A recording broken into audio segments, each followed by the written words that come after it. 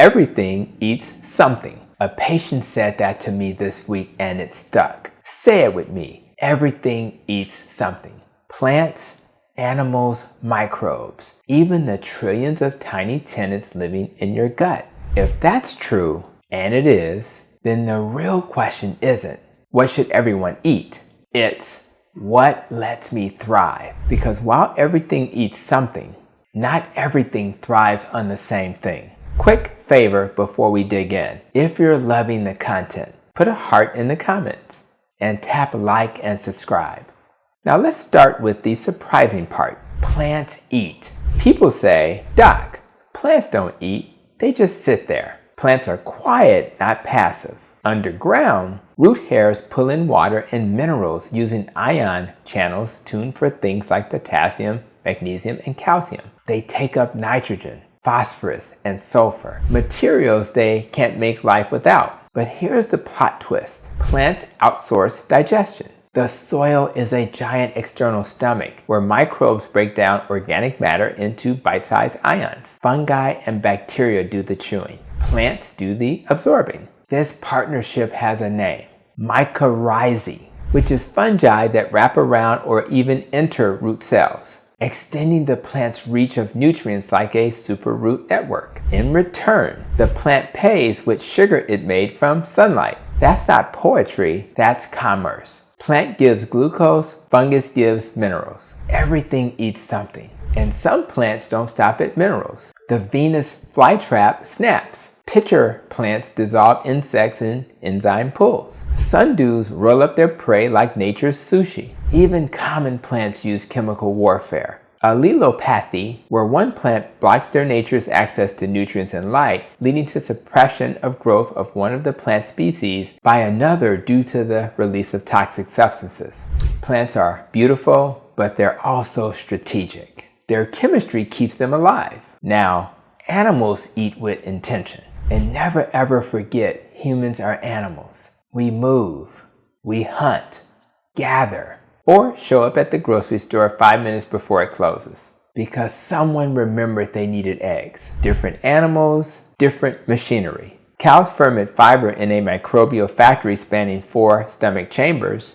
Lions are built to dismantle meat quickly and cleanly. You don't see a pride of lions ordering a kale smoothie. And humans are flexible omnivores, but flexibility has limits. What your body can digest isn't always what your body thrives on. I learned that the hard way. I once forced healthy foods because the guidelines said so. Whole grains, big salads, smoothies that tasted like I mowed the lawn and added ice. My gut said, sir, this isn't working for you.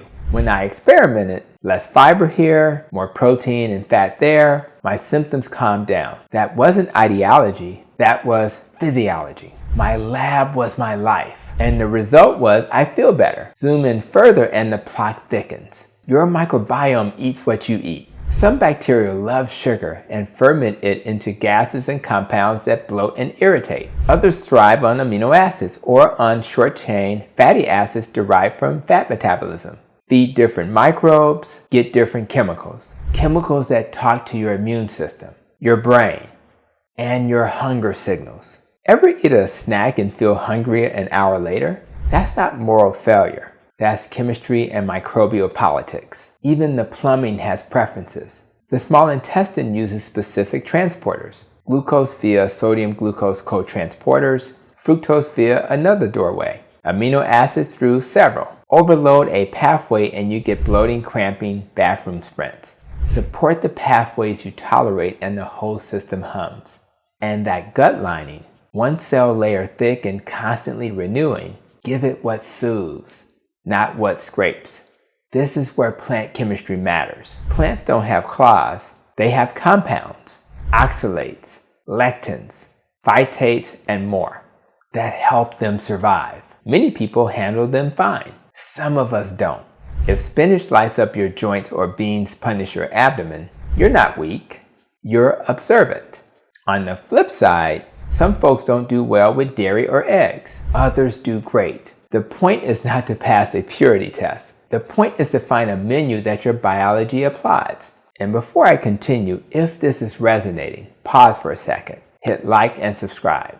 It really helps more people find their works for me way of eating. And drop a comment. What's one food you removed that made a huge difference? Now back to that science. Everything eats something. I love it because it dissolves the idea that there's a diet with zero trade-offs or a way of eating that's morally superior by default. Life is exchange. Plants eat sunlight, minerals, and sometimes insects. Animals eat plants or other animals. Microbes eat whatever lands in their neighborhood. Even your cells eat themselves during autophagy, recycling parts to keep you young and efficient. When you accept that reality, you can step out of the judgment and into responsibility. What nourishes you? What keeps insulin in check? Inflammation low, sleep deep, mood steady, energy reliable, and labs trending in the right direction. Responsibility also means respecting that one size does not fit all. If your neighbor thrives on a vegan diet and their labs look great, cheer them on. If your cousin reversed diabetes with low carb or carnivore and feels human again, celebrate that too. What we shouldn't do is force each other to eat foods that harm us in the name of rightness. Do you really want me to eat plants that flare my IBS so we can match plates? Do you want to be forced to eat ribeye if it triggers your eczema?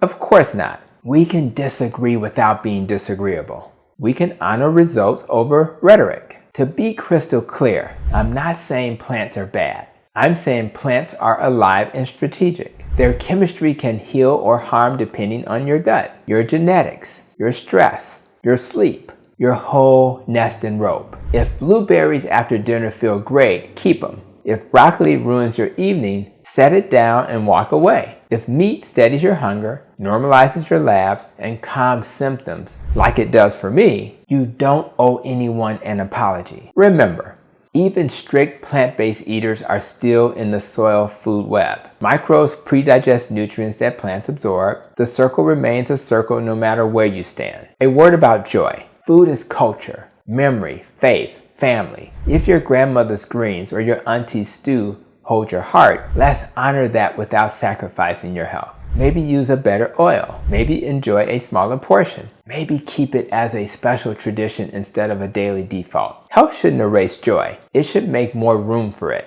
I want to live in a world where we let people choose the foods that heal them, where we stop shaming folks into eating what hurts them. Everything eats something, including the soil, microbes feeding the roots, the cows feeding their rumen, the lions feeding their pride, the bacteria feeding on your last snack, and the cells inside you feeding on yesterday's worn out parts. If all of nature eats according to need, maybe the most natural thing you do is to eat according to your need. So here's my challenge this week.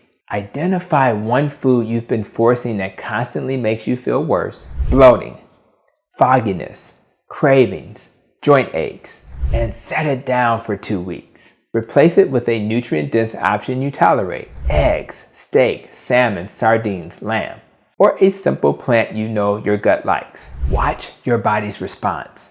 That's data you can use. Tell me in the comments, what did you stop forcing?